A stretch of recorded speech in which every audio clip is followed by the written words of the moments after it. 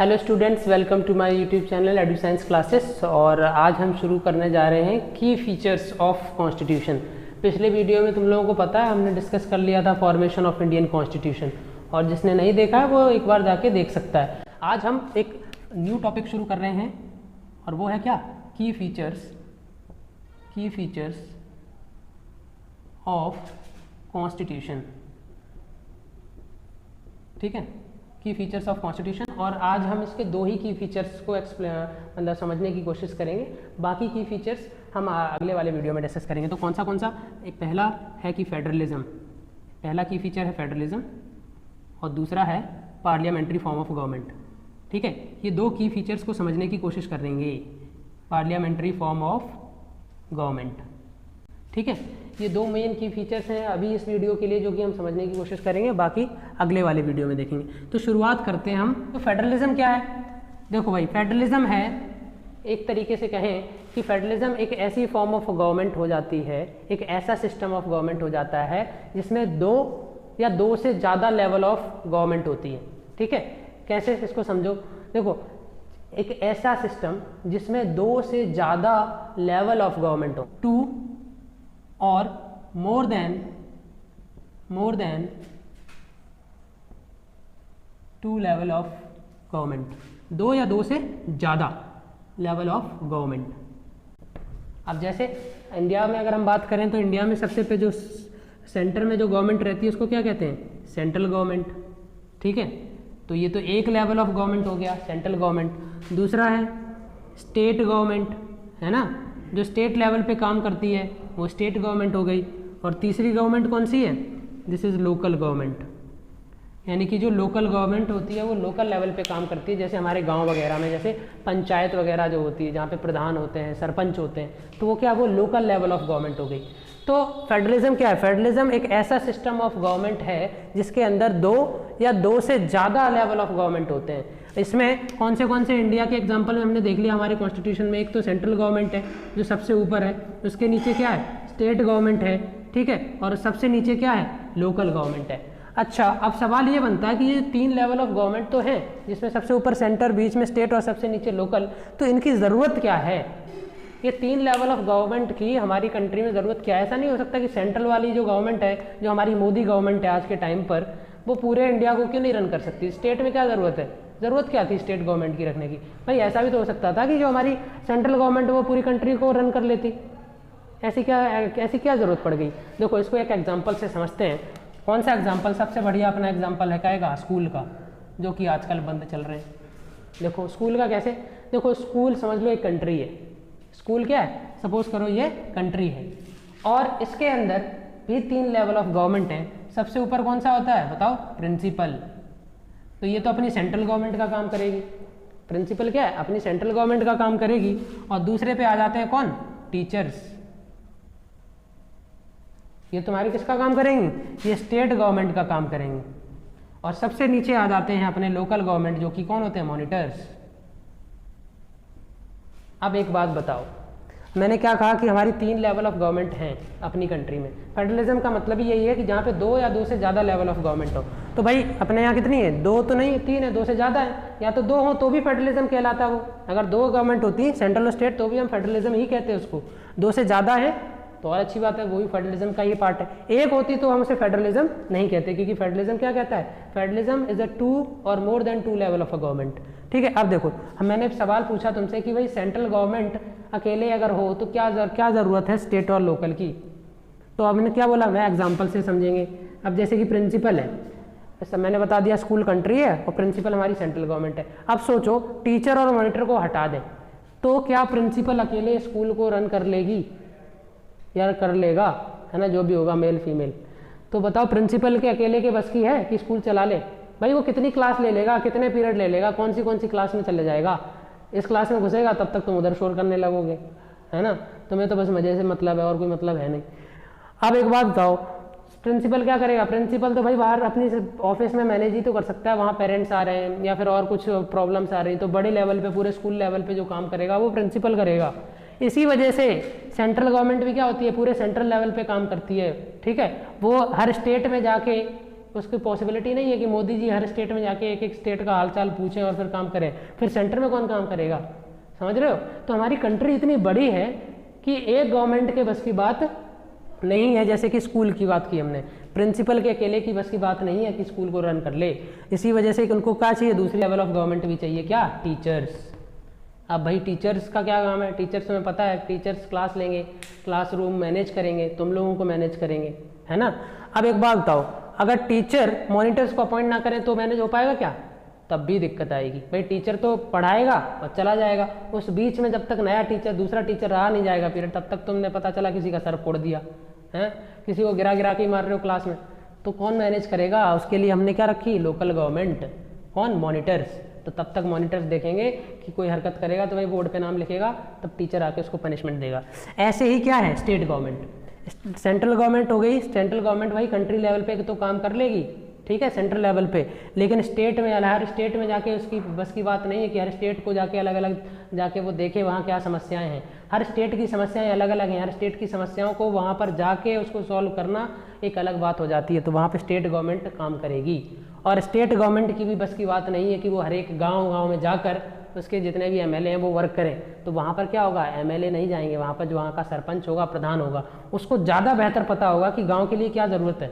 अब भाई एमएलए तो सिटी में रह रहा है, बाहर रह रहा है, वो एक ओवरऑल देख रहा है, उसको क्या पता गांव में क्या क्या समस्या है, गांव की समस्या तो वही बता सकता है जो गांव में रह रहा है।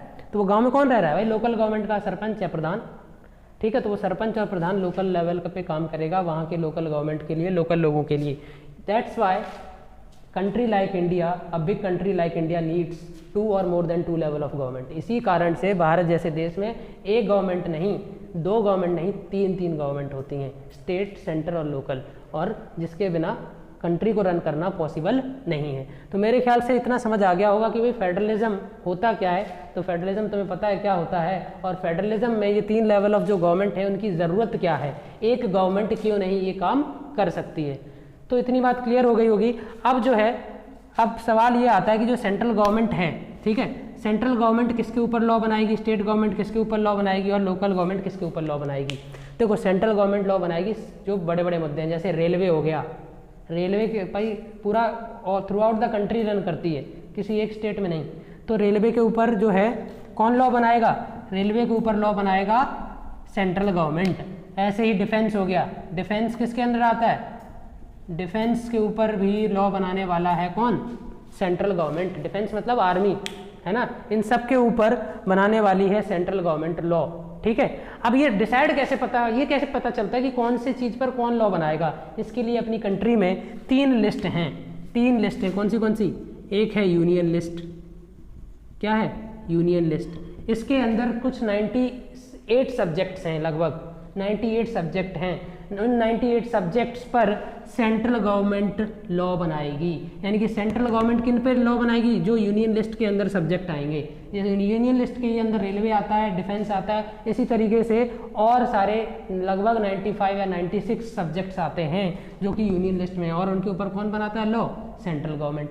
दूसरी होती है स्टेट लिस्ट, ठीक है। स्टेट लिस्ट में क्या है, स्टेट लिस्ट में भाई कौन लॉ बनाएगा, स्टेट गवर्नमेंट, जो राज्य की सरकार होगी उस पर सारा जो तुम्हारा लॉ बनाएगा वो कौन बनाएगी, स्टेट गवर्नमेंट लॉ बनाएगी। और स्टेट गवर्नमेंट के जितने भी सब्जेक्ट होंगे, जैसे कि इसमें क्या क्या आ जाता है, जैसे एग्रीकल्चर वगैरह आ गया, ठीक है, एग्रीकल्चर हो गया, और भी कई सारी चीज़ें हैं। लगभग इसमें 62 अभी और अमेंडमेंट होके और ज़्यादा जुड़ गए होंगे, 66 या 67 हो गए होंगे। तो स्टेट लिस्ट में इतने सारे सब्जेक्ट्स हैं जिसपे स्टेट गवर्नमेंट लॉ बनाती है, और वहाँ से ही इनका टैक्स कलेक्शन होता है कुछ। और कुछ ऐसे भी सब्जेक्ट्स होते हैं जिनके ऊपर दोनों लॉ बनाते हैं। कौन कौन, सेंट्रल गवर्नमेंट भी बनाएगी और लोकल गवर्नमेंट भी बनाएगी, ठीक है, सेंट्रल गवर्नमेंट भी बनाएगी और local level of government, state government भी बनाएगी। और उस सब्जेक्ट्स को बोलते हैं, उस लिस्ट को बोलते हैं कॉन्करेंट लिस्ट। यानी कि कॉन्करेंट लिस्ट एक ऐसी लिस्ट है जिन सब्जेक्ट्स पर दोनों लेवल ऑफ गवर्नमेंट लॉ बनाती हैं, स्टेट भी और सेंटर भी। इसके अंदर एक तो आ जाता है अपना एजुकेशन, ठीक है, एजुकेशन के ऊपर जब भी कोई कानून बनेगा तो दोनों ही सेंटर में और स्टेट दोनों ही गवर्नमेंट अपने अपने लॉ बना सकती हैं। स्टेट अपने स्टेट में बना सकता है, central through out the country के लिए डिसाइड कर सकता है। अब वो डिपेंड है कि स्टेट वो उसको इम्प्लीमेंट करे या ना करे, ठीक है। लेकिन लॉ इस पे दोनों ही बना सकते हैं, क्योंकि ये कुछ ऐसे सब्जेक्ट्स हैं जिन पर मतभेद होता है, इस वजह से इसको कॉन्करेंट लिस्ट में रखा गया है इन सब्जेक्ट्स को, ठीक है, ताकि इस पर कोई प्रॉब्लम ना हो, सेंटर बना सके अपनी जगह पर, स्टेट बना ले अपनी जगह पे। तो ये 3 चीज़ समझ आ गई होगी कि भाई फेडरलिज्म क्या है। फेडरलिज्म इज सिस्टम इन विच 2 और more then of 2 level of government is present, जिसमें 2 या 2 से ज़्यादा लेवल ऑफ गवर्नमेंट होती हैं, ठीक है। और फेडरलिज्म में 3 लेवल ऑफ जो गवर्नमेंट होती हैं, उसमें वो तीनों लेवल की ज़रूरत क्या क्या है वो भी हमने देख ली, कोई एक क्यों नहीं रन कर सकती कंट्री को, वो भी हमने देख लिया। उसके बाद हमने देख लिया कि भाई जो सेंट्रल गवर्नमेंट है वो किन सब्जेक्ट्स के ऊपर, किन टॉपिक्स के ऊपर लॉ बना सकती है, वो भाई यूनियन लिस्ट में जितने भी सब्जेक्ट्स हैं उनके ऊपर बना सकती है। ऐसे स्टेट गवर्नमेंट जो है वो स्टेट लिस्ट में जितने भी सब्जेक्ट्स हैं, जितने भी टॉपिक हैं उनके ऊपर लॉ बना सकती है। और कॉन्करेंट लिस्ट एक ऐसी लिस्ट है जिस पर स्टेट और सेंट्रल गवर्नमेंट दोनों ही लॉ बना सकती हैं। मेरे ख्याल से इतनी बात समझ आ गई होगी कि भाई ये तुम्हारा फेडरलिज्म जो फीचर है उसके अंदर क्या क्या आता है। अब हम बढ़ते हैं अगले फीचर की तरफ, जो कि मैंने तुम्हें बताया था, क्या, parliamentary form of a government. चलो उसको भी समझ लेते हैं। अगर तुम लोगों को ये वीडियो अच्छा लग रहा है, समझ आ रहा है, तो प्लीज़ इस वीडियो को लाइक करो, शेयर करो और चैनल को सब्सक्राइब करो, ठीक है, और प्रेस द बेल आइकन, ताकि तुरंत तुम लोगों के पास नोटिफिकेशन आ जाए। और अगर समझ नहीं आ रहा है तो कमेंट करके बताओ। देखो दूसरा फीचर क्या था, दूसरा फीचर था parliamentary form of government. Parliamentary form of government. अच्छा, पार्लियामेंट्री फॉर्म ऑफ गवर्नमेंट क्या होता है? देखो एक ऐसी गवर्नमेंट जो पार्लियामेंट पर डिपेंड हो, ठीक है, जिसमें पार्लियामेंट का मेन रोल हो, ठीक है। So it is a type of a government, okay, it is a type of a government which dependent on parliament, okay, in which the parliament plays an important role. एक ऐसी government जिसमें parliament important role play करता हो। अब parliament का क्या role है? देखो पार्लियामेंट तुम लोगों को पता है, पार्लियामेंट कहाँ है इंडिया में? पार्लियामेंट कहाँ है? न्यू दिल्ली में, ठीक है। उसमें क्या होता है भाई? उसमें हम लोग लीडर्स को, है ना, अपने पॉलिटिकल लीडर्स को इलेक्ट करके वहाँ भेजते हैं, और वो वहाँ जाकर क्या करते हैं? वो हमारे लिए वर्क करते हैं, वो हमारे लिए रूल्स और लॉज बनाते हैं, हमारे लिए पॉलिसीज़ बनाते हैं, और सिटीजन्स के लिए वहाँ वर्क करते हैं ताकि कंट्री डेवलप कर सके। तो इसी फॉर्म ऑफ गवर्नमेंट को क्या कहते हैं? हम पार्लियामेंट्री फॉर्म ऑफ गवर्नमेंट कहते हैं। सो कह सकते हो कि ऐसी गवर्नमेंट जिसमें पार्लियामेंट का बहुत बड़ा रोल हो, उसको हम पार्लियामेंट्री फॉर्म ऑफ गवर्नमेंट कहते हैं। तो पार्लियामेंट के अंदर मेन चीज़ समझने वाली क्या है? इसमें मेन चीज़ समझने वाली ये है कि in this we elect our representatives, या फिर लिख दो we elect our leaders, okay, which moves to parliament, जो पार्लियामेंट जाते हैं, एंड वर्क फॉर अस, और हमारे लिए वहाँ पे काम करते हैं, ठीक है। तो एक तरीके से जब हमने उनको इलेक्ट किया, हमने अपने लीडर्स को इलेक्ट करके पार्लियामेंट भेजा, और वहाँ जाने के बाद भाई जब हमने उनको इलेक्ट किया तो उनसे हमने प्रॉमिस लिया कि अगर हम तुमको तभी इलेक्ट करेंगे जब तुम हमारे लिए वहाँ जाके हमारी ये प्रॉमिसेस फुलफिल करोगे। हमने इसी शर्त पर उनको इलेक्ट करके वहाँ भेजा। तो एक तरीके से वो हमारे कौन हुए? जो हमारे ये लीडर्स हैं जो पार्लियामेंट गए, ये कौन हुए? ये हुए हमारे रिप्रेजेंटेटिव्स। क्योंकि ये किसे रिप्रेजेंट कर रहे हैं भाई? हमने उनको इलेक्ट किया है, हमने इलेक्ट किया है, तो वो किसको रिप्रेजेंट करेंगे? हम ही को रिप्रेजेंट करेंगे। सपोज़ करो हम लोग आगरा से हैं, तो आगरा से हमने एक एमपी को इलेक्ट किया, ठीक है, मेंबर ऑफ पार्लियामेंट को इलेक्ट किया। और इलेक्ट क्यों किया? इसलिए किया, उसने कहा कि हम आपकी डिमांड्स फुलफिल करेंगे, ठीक है। तो वो इलेक्ट हो गया और वो पार्लियामेंट चला गया। तो वो पार्लियामेंट जब जाएगा, है ना, पार्लियामेंट में वहाँ बैठेगा, तो वो किसको रिप्रेजेंट करेगा? आगरा को रिप्रेजेंट करेगा, आगरा के लोगों को रिप्रेजेंट करेगा, क्योंकि आगरा के लोगों ने उसको चुन के वहाँ भेजा है, और वो आगरा के लिए काम करेगा। तो पार्लियामेंट्री फॉर्म ऑफ गवर्नमेंट में ये सबसे इंपॉर्टेंट चीज़ है कि we elect our leaders, okay, और कह सकते हो रिप्रेजेंटेटिव्स, वो हमें रिप्रेजेंट करेगा वहाँ, तो वो हमारा क्या होगा? रिप्रेजेंटेटिव होगा, विच मूव्स टू पार्लियामेंट, जो पार्लियामेंट जाएगा एंड वर्क फॉर अस, और हमारे लिए काम करेगा। ये इसकी मेन चीज़ है पार्लियामेंट फॉर्म ऑफ गवर्नमेंट की। अब इसको हमने इलेक्ट किया, तो हमने इलेक्ट किस बेसिस पे किया? इसमें वोट के थ्रू किया। अब ये वोट कौन कौन दे सकता है भाई? इलेक्ट हम कैसे करते हैं? हम वोट डाल के इलेक्ट करते हैं अपने लीडर्स को। तो वोट कौन कौन दे सकता है? वोट वही दे सकता है जो यूनिवर्सल एक रूल है अपनी कंट्री में, जो इसको जो इसमें एलिजिबल हो जाता है, जो यूनिवर्सल एडल्ट फ्रेंचाइज रूल के अंदर आ जाता है। ये एक नियम है हमारे कॉन्स्टिट्यूशन में, universal adult franchise, this is one rule, okay, this is one law in our constitution. जो इस रूल के अंदर, इस लॉ के अंदर आ जाता है वही वोट करता है। अब ये लॉ का मतलब क्या है? इस लॉ का मतलब ये हुआ कि जो भी पर्सन, जो भी सिटीजन एबव 18 है, एबव 18 साल से जिसकी उम्र ज़्यादा है वो वोट कर सकता है। ठीक है, 18 साल से जिसकी उम्र ज़्यादा है वो वोट कर सकता है और वो अपने रिप्रेजेंटेटिव को इलेक्ट कर सकता है। तो हमारे यहाँ किस तरीके से होता है भाई? वोट के थ्रू होता है। हम इलेक्ट करते हैं अपने रिप्रेजेंटेटिव को वोट के थ्रू, और वोट किस हिसाब से पड़ता है? यूनिवर्सल एडल्ट फ्रेंचाइज के अकॉर्डिंग पड़ता है, जो कि क्या कहता है कि जो सिटीजन अबव 18 है, चाहे वो मेल हो, फीमेल हो, हिंदू हो, मुस्लिम हो, धर्म जात किसी का भी हो, लेकिन 18 साल से ऊपर हो, वो वोट करके अपना लीडर इलेक्ट कर सकता है। तो एक तो ये खासियत हो गई पार्लियामेंट्री फॉर्म ऑफ गवर्नमेंट की कि भाई यूनिवर्सल एडल्ट फ्रेंचाइज के तहत कोई भी अपने लीडर को इलेक्ट कर सकता है और क्या कर सकता है? और उसको रिप्रेजेंटेटिव बनाकर पार्लियामेंट में भेज सकता है ताकि वो उसके लिए काम कर सके। और एक चीज़ और इस पार्लियामेंट्री फॉर्म ऑफ गवर्नमेंट में कि भाई anyone can fight इलेक्शन, और कोई भी इलेक्शन लड़ सकता है। इसमें कोई भी लीडर बन सकता है, कोई भी एमपी बन सकता है, कोई भी एमएलए बन सकता है। पार्लियामेंट्री फॉर्म ऑफ गवर्नमेंट में क्या है? ज़रूरी नहीं है जैसे मैं वोट दे रहा हूँ, ठीक है, लेकिन मेरा मन हुआ कि इस बार मैं इलेक्शन लड़ूंगा, खुद जनता के लिए काम करूंगा, तो मैं इलेक्शन भी लड़ सकता हूँ। ऐसा नहीं था पहले। क्या था भाई? पहले राजा हुआ करते थे तो राजा का बेटा ही राजा बनता था, है ना। लेकिन अब इस पार्लियामेंट्री फॉर्म ऑफ गवर्नमेंट में क्या कि राजा का बेटा राजा नहीं बनेगा, जो उसका हकदार होगा वही राजा बनेगा। किसका डायलॉग है ये? सुपर 30 मूवी देखी होगी, उसमें ये डायलॉग है। तो पार्लियामेंट्री फॉर्म ऑफ गवर्नमेंट में यही है कि भाई राजा का बेटा राजा नहीं बनेगा, जो हकदार होगा वो राजा बनेगा। यानी कि कोई भी सिटीजन इलेक्शन फाइट कर सकता है। ठीक है, this is one of the best thing about the parliamentary form of a government और democratic form of a government. ठीक है, एक तो ये चीज़ हो गई। और जो पार्लियामेंट्री फॉर्म ऑफ गवर्नमेंट होगी वो रिस्पॉन्सिबल होगी टूवर्ड्स द सिटीजन, रिस्पॉन्सिबल होगी या कहो अकाउंटेबल होगी। इसका मतलब क्या है? इसका मतलब ये है कि अगर हमने किसी को अपने रिप्रेजेंटेटिव्स को चुन के भेजा है तो वो हमारे लिए रिस्पॉन्सिबल होंगे, अकाउंटेबल होंगे। मतलब कि वो हमारे लिए काम करेंगे, क्योंकि हमसे वो प्रॉमिस करके ही वहाँ गए। उन्होंने हमसे प्रॉमिस किया कि हम आपके लिए ये डेवलपमेंट का काम करेंगे, तो आप हमको इलेक्ट करिए। तो हमने उनको इलेक्ट किया। अब उनकी रिस्पॉन्सिबिलिटी है कि वो हमारे प्रॉमिसेस को पूरा करें। अगर वो हमारे प्रॉमिसेस को पूरा नहीं करेंगे तो हम क्या करेंगे? In the next election we will elect someone else, किसी और को इलेक्ट कर देंगे हम। तो यहाँ पे क्या है? हम उनको पावर से रिमूव भी कर सकते हैं। यानी कि ऐसा नहीं है कि जो एक बार राजा बन गया, एक बार लीडर बन गया, वो हमेशा रहेगा। They are temporary.